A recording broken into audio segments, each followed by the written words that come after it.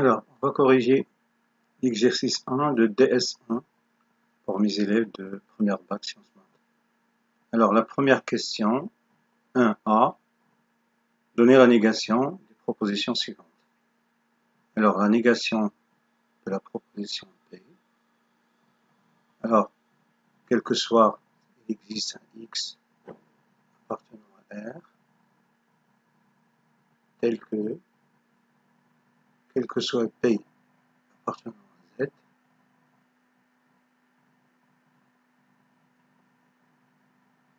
alors il faut faire attention, A inférieur ou égal à B inférieur ou égal à C, c'est équivalent à A inférieur ou égal à B et B inférieur ou égal à C. On va utiliser la loi de Morgan. Alors ça veut dire quoi? C'est P supérieur strictement à X ou X strictement supérieur à P plus 1. Alors une autre méthode pour voir la négation de ceci, ça veut dire quoi ça? Ça veut dire que X est compris entre un certain P et un certain P plus 1. Ça veut dire X il est ici. Alors ça veut dire quoi la négation de ça? Ça veut dire que X n'appartient pas ici, ça veut dire qu'il soit ici, soit ici. Ça veut dire que X est strictement inférieur à P ou X est strictement supérieur à P plus 1. S'il n'est pas là, ça veut dire qu'il est soit ici, soit ici. Alors passons maintenant à la négation de la deuxième proposition. Quel que soit X dans R, sa négation, il existe un X dans R, tel que, quel que soit X appartenant à R, alors la négation de A implique B, c'est quoi?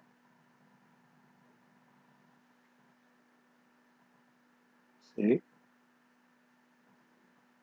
A et B bar.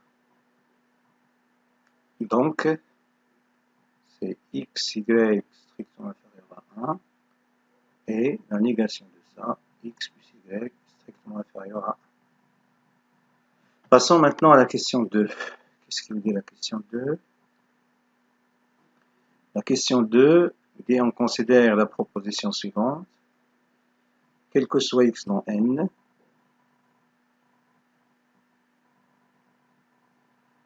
quel que soit X dans N, il existe un Y dans R,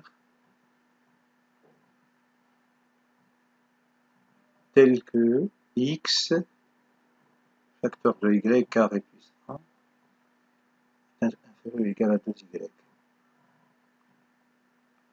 Alors la première question, c'est montrons que quel que soit Y dans R,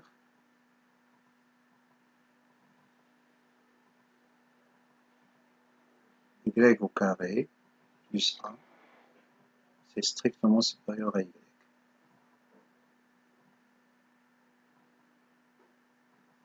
Alors, ça c'est la première question. Soit, donc on va utiliser un raisonnement lyrique, soit Y appartenant à R, on a Y au carré plus 1 moins Y, si Y au carré moins Y plus 1. Alors il faut étudier le signe de cette expression. Soit on utilise delta, soit on utilise la forme canonique des trinômes. AX carré plus BX plus C égale A facteur 2 X plus B sur 2A, le tout carré, moins delta divisé par 4A au carré. Alors, si on utilise ça avec A égale 1, B égale moins 1 c égale 1, on obtient y plus moins b moins 1 sur 2a, c'est moins 1,5 au carré. Le delta, c'est moins 1 au carré moins 4 fois 1 fois 1, ça fait plus 3 sur 4. Alors, cette quantité est positive.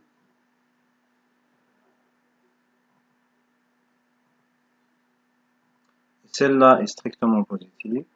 Donc, la somme est strictement positive. Donc, quel que soit y R, y carré plus 1, c'est strictement supérieur à y. Passons maintenant à la question suivante. Donner la négation de P, puis en déduire que P est fausse. Alors, la négation de P, c'est quoi? P bar. Quel que soit, il existe un X appartenant à N. Il existe, il devient quel que soit. Ici, on a X, Y carré plus 1, strictement supérieur à 2Y. C'est ça la négation. Alors, pourquoi P est fausse? Donc, on a... Alors, maintenant, on va montrer que P bar est vrai. Si P bar est vrai, ça veut dire que P est fausse. Mais pourquoi? Alors, il existe un X dans N tel que quel que soit Y. Donc, on doit chercher un X fixé, ça veut dire donné, hein, c'est pas inconnu, tel que cette proposition reste vraie, quel que soit Y. Alors, si on prend pour X égale 2, et quel que soit Y dans R, on a X facteur de Y carré plus 1 strictement supérieur à 2Y. C'est équivalent, on remplace X par 2, 2 facteur de Y carré plus 1 strictement supérieur à 2Y. C'est équivalent à Y carré plus 1 strictement supérieur à Y. Alors, cette proposition est vraie, donc celle-là est vraie, puisqu'on a raisonné par équivalence. Donc, quel que soit, donc, il existe un X qui est égal à exactement 2 dans N, tel que, quel que soit Y, appartenant à R, XY au carré plus 1, strictement supérieur à 2Y. Ça veut dire quoi? Donc, P bar est vrai, c'est-à-dire P est fausse. Passons maintenant à la question 3.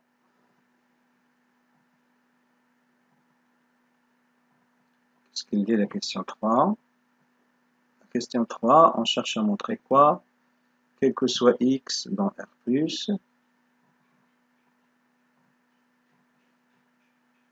racine de X carré plus 3X plus 1 divisé par 5, c'est peu égal à racine de X. Alors, on cherche en montrant que, alors, on va utiliser un raisonnement par équivalence. Alors, il y a un quel que soit ici, je dois commencer par soit X positif. On va utiliser un raisonnement par équivalence, X carré plus 3X plus 1 divisé par 5, c'est peu égal à X. Alors, en élevant tout ça au carré, ça va donner X carré plus 3X plus 1, c'est peu égal à X. C'est équivaut à quoi? X carré plus 3X plus 1, CPE égale à 5x. On transforme le 5x à l'autre côté. Ça va donner x carré moins 2x plus 1. CPE égale 0. Donc c'est x moins 1 au carré. CPE égale 0. Alors cette proposition est toujours vraie. Puisqu'on a raisonné par équivalence, cette proposition est encore vraie. Donc, comme x moins 1 au carré est vrai pour tout x positif, alors, quel que soit x appartenant à R+, x au carré plus 3x plus 1 divisé par 5, CPE égale à racine de x, c'est vrai aussi. Maintenant, on va passer à la question suivante.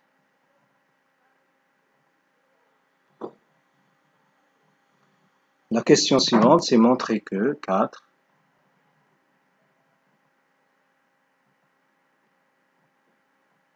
montrer que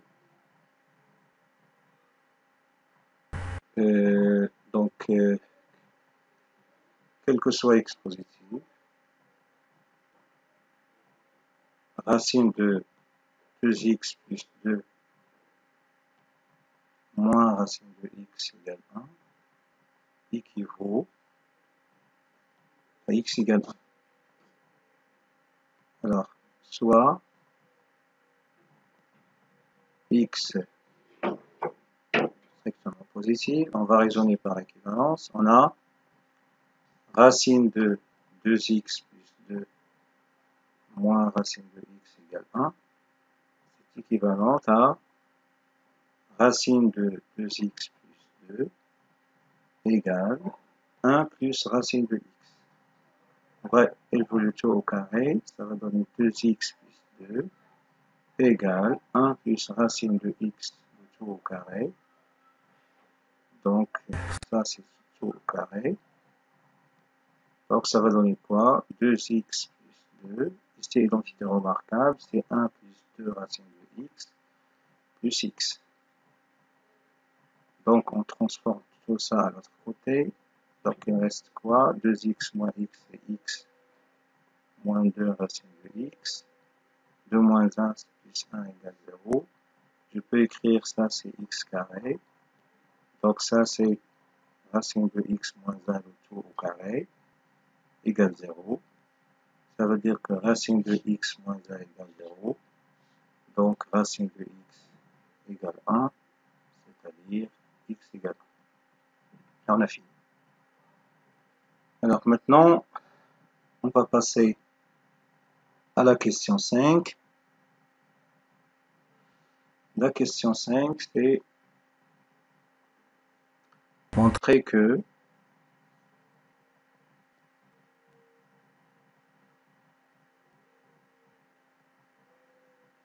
quel que soit n pour n étoile, 1 sur 1 fois 2, plus 1 sur 2 fois 3, plus jusqu'à 1 sur n fois n plus 1, égale n divisé par n plus 1. Alors, ici, je dois commencer par l'initialisation. Première étape, on a pour n égale 1, le second membre, elle donne quoi? C'est 1 divisé par 1 plus 1.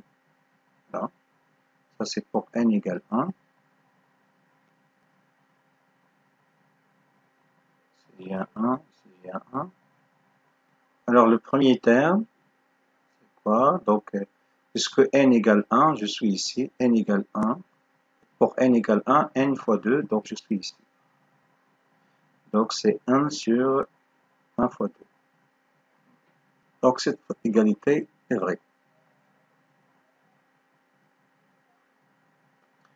Alors l'étape 2, c'est l'étape d'hérédité. Soit n, je dois prendre un n appartenant à n étoile. Supposons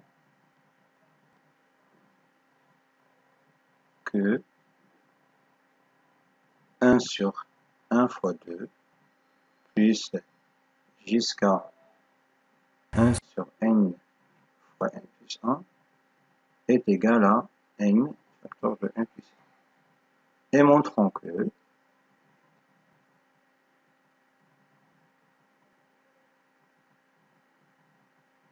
sur 1 fois 2 jusqu'à 1 sur n plus 1 fois n plus 1 plus 1 sur n plus 2 égale n plus 1 divisé par n plus 2. Alors, on va commencer le raisonnement. On a 1 sur 1 fois 2 plus jusqu'à 1 sur n plus 1 fois n plus 2. Alors, je vais mettre en évidence le terme qui est avant cela. Donc, jusqu'à 1 sur n plus 1 sur n plus 1 facteur de n plus 2. Alors, à quoi est égal ça? Je vais utiliser l'hypothèse de récurrence. Qu'est-ce qu'il dit l'hypothèse de récurrence? C'est ça. Ça veut dire ça, c'est ce qu'on appelle HR, l'hypothèse de récurrence. Donc, à quoi est égal ça? C'est n facteur de n plus 1 plus 1 sur n plus 1 facteur de n plus 2. Alors, ça va donner quoi? Alors, je vais rendre au même dénominateur ces deux quantités. C'est n facteur de n plus 2 divisé par n plus 1 facteur de n plus 2 plus 1 sur n plus 1 facteur de n plus 2. Ça va donner quoi? Ça va donner n au carré plus 2n plus 1 divisé par n plus 1 facteur de n plus 2 qui est égal à n plus 1 au carré divisé par n plus 1 facteur de n plus 2. Après simplification par n plus 1, on trouve que c'est n plus 1 divisé par n plus 2, ce qu'il fallait démontrer. Conclusion, il ne faut pas oublier la conclusion. Donc, d'après le principe de récurrence,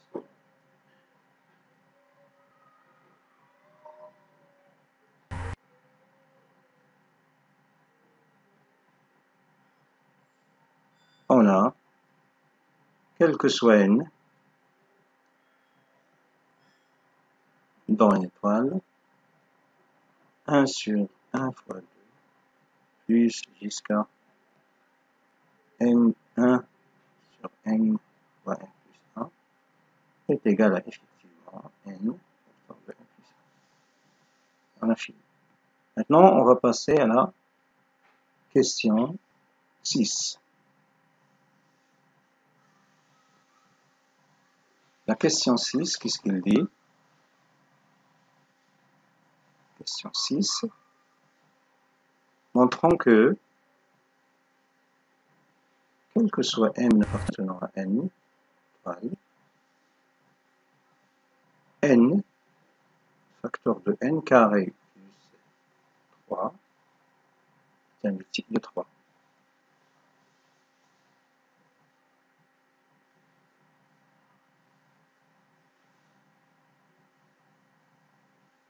Alors ici, donc ce type de question se résout par les méthodes suivantes. Alors, ici, on cherche un multiple de 3, je dois diviser n par Donc, il y a un quotient et un reste. Mais, donc, n égale 3k plus r. Mais le r, il doit être strictement inférieur à 3, c'est égal à 0. Alors, r soit égal à 0, soit r égale 1, soit r égale 2. On a 3, on a 3k. Alors, CR égale 0, ça veut dire que n égale 3k. Premier cas. Cn égale 3k. Alors, n facteur de n au carré plus 3, ça fait égal 3k facteur de n carré plus 3. Donc, cette quantité est un multiple de 3. Donc, n facteur de n carré plus 3 est un multiple de 3.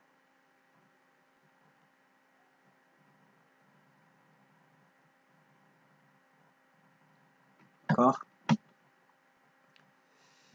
Alors, deuxième cas, si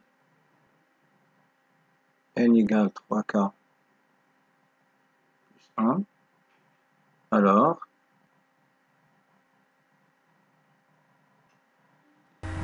n facteur de n carré plus 3 égale n facteur de 3k plus 1 au carré plus 3. Plus 3 ou bien plus 2. Plus 2, c'est pas 3. Plus 2. D'accord? Plus 2 ici. Donc ici, c'est plus 2. Alors ici, j'ai plus 2. Alors ça va donner quoi?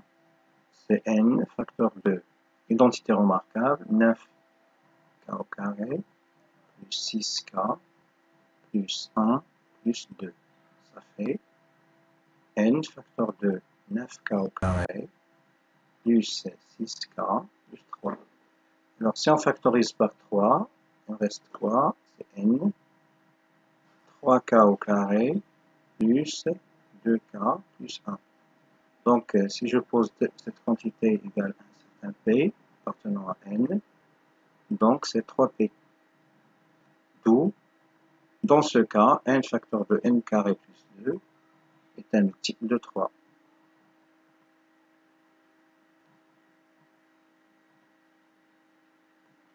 Dernier cas, si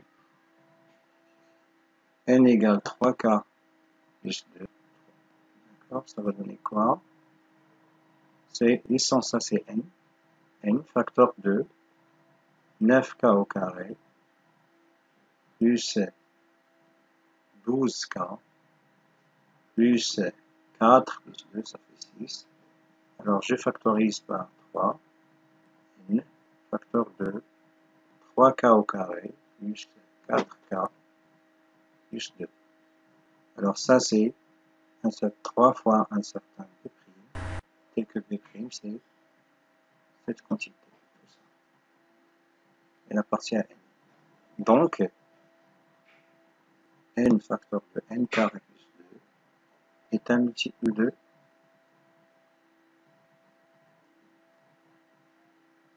3. Alors j'ai balayé tous les cas. Ça veut dire que ça et ça et ça. Ça veut dire que quel que soit n appartenant à n facteur de n carré plus 2 est un multiple de 3. Multiple de 3. Voilà, c'est la fin de l'exercice 1. Maintenant, on va voir l'exercice 2 dans un autre vidéo. Au revoir.